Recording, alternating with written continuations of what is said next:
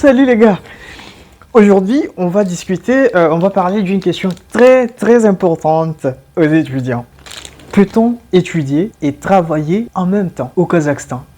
Je sens que ça va être intéressant. Tout d'abord, comme vous le savez, peut-être même que vous ne le saviez pas, vous le savez alors à partir de maintenant que au Kazakhstan, tout comme en Biélorussie, tout comme en Ukraine, les étudiants étrangers sont formellement interdits de travailler pendant leur période d'études.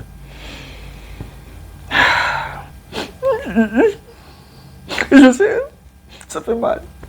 Toutefois, il ne faut pas aller m'accuser, hein. Je vais vous dire un secret. Au fait, un étudiant étranger peut travailler et étudier en même temps. Au fait, j'avais déjà fait cette vidéo en anglais et là j'avais reçu un commentaire de quelqu'un qui me condamnait au fait de motiver les étudiants à travailler illégalement dans un pays étranger. Je l'avoue que c'est l'impression que ça donne, mais on le sait très bien que partout dans tous les pays du monde, il y a des types de travaux qui ne demandent pas de payer des taxes. Il y a des types de travaux que tout le monde peut faire sans toutefois signer un contrat. Il y a des types de travaux que tout le monde peut faire sans toutefois demander une autorisation à le faire. Eh bien, c'est de ces types de travaux dont je veux vous parler. La moindre mesure qu'il y a pour un étudiant étranger de travailler et d'étudier en même temps au Kazakhstan. C'est parti.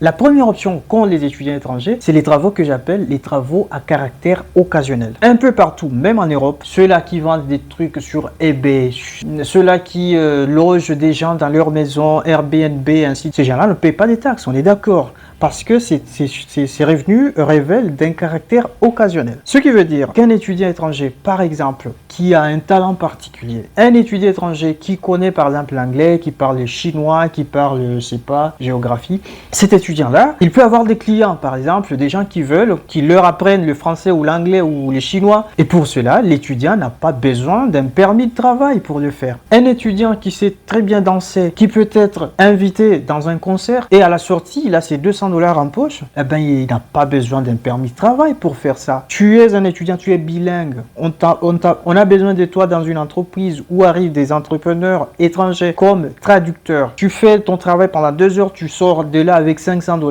Tu n'as pas besoin d'un permis de travail pour le faire. Au fait, quand on dit qu'un étudiant étranger est formellement interdit de travailler et d'étudier en même temps, ce qu'on dit au fait, c'est ne pas signer un contrat en tant qu'étudiant et avoir un travail à caractère permanent. Parce que lorsque tu as un contrat de travail et que tu as un travail à caractère permanent, cela veut dire que tu es redevable de taxes. Cela veut dire que tu dois déclarer tes revenus. Et bien, en tant qu'étudiant, tu ne peux pas faire cela. Voilà ce que ça veut dire. La deuxième option qu'ont les étudiants étrangers, c'est ce que j'appelle les fake jobs. Eh bien, les fake jobs, c'est toujours ces genres d'emplois à caractère occasionnel, mais au fait, qui peut ou n'est pas être lié à ton talent particulier. Par exemple, il y a construction et on a besoin des gens le plus rapidement possible. Un étranger peut faire ce travail, par exemple, dans une semaine. Tu n'as pas besoin d'un permis pour ça. La troisième option qu'ont les étudiants étrangers, c'est ce que j'appelle le stage, entre guillemets. Eh bien, comprenez cela comme un travail que vous pouvez avoir à temps partiel ou tout simplement à temps plein tout en étant étudiant. Mais un travail qui cadre avec votre domaine d'études. Par exemple, vous êtes un étudiant en informatique.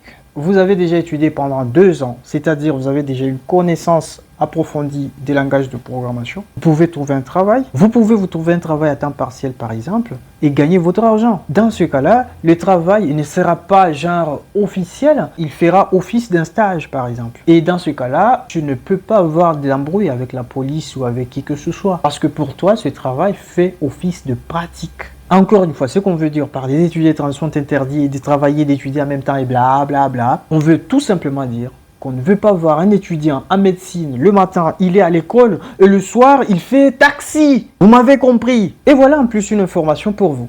Pour le moment, je ne sais pas pour toutes les universités, mais je sais pour une université, mon université à moi, Narcos Université, cette université-là, dans cette université, tu peux être, par exemple, étudiant en informatique et pendant ta 3e année, tu as le plein droit de te trouver un travail. Et lorsque tu trouves du travail, tu es dispensé d'aller en cours. C'est-à-dire, tu as la liberté d'aller ou non en cours. Mais tu devras passer les examens et réussir. La 4e option qu'ont les étudiants étrangers, c'est en fait pas une option, mais je dirais voilà, travailler à la loyale, avec un permis de travail. Eh ben, ça, c'est beaucoup plus applicable aux étudiants qui ont déjà un diplôme, c'est-à-dire les étudiants qui ont déjà étudié dans leur pays d'origine et qui viennent au Kazakhstan juste pour étudier le master. Dans ce cas-là, ils peuvent demander du travail dans le domaine de leurs études précédentes parce qu'ils ont un diplôme. Ils peuvent avoir un permis de travail et travailler en même temps qu'ils étudient. Enfin, parce que dans la plupart des cas, les cours en master sont dispensés le soir. Et donc, vous comprenez que c'est un avantage pour les étudiants en master. Et aussi, vous comprenez que pour demander un permis de travail, vous devez avoir le diplôme requis.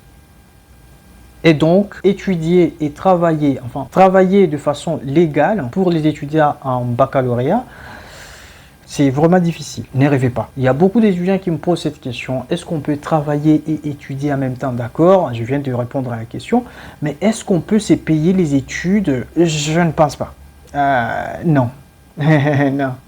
Si tu n'es pas un étudiant master qui a déjà un travail à temps plein, je ne te conseille pas. Non, je vais pas te mentir, frère, c'est compliqué. Je conseille aux étudiants d'être sûrs de leurs sources et des revenus. Parce qu'il y a beaucoup d'étudiants qui rêvent. Ne comptez pas sur un travail que vous n'avez pas encore. Comptez sur des sources et des revenus que vous avez. Soit vos parents, soit une bourse, soit des gens qui vous supportent, ou alors soit vous avez tout simplement beaucoup d'argent. Et pour cela, je profite de vous le dire, le Kazakhstan est un pays qui se classe parmi les meilleurs dans le classement du Doing Business. Cela veut dire que si tu as ton argent, tu veux investir au Kazakhstan, crois-moi, il n'y aura aucun problème. Si tu as un petit chiffre à 5, enfin un petit montant à 5 chiffres en dollars, carrément, tu peux arriver au Kazakhstan, tu peux créer ton entreprise au calme, dans un bref délai. Ils sont tellement rapides quand il s'agit de l'argent. Prenez bien soin de tous ces paramètres de réflexion. Attention, le Kazakhstan, c'est pas un pays de l'Europe. Une fois que vous ne serez pas en mesure de payer vos études, vous ne serez pas en mesure de renouveler votre visa. Parce que le visa, vous le renouvelerez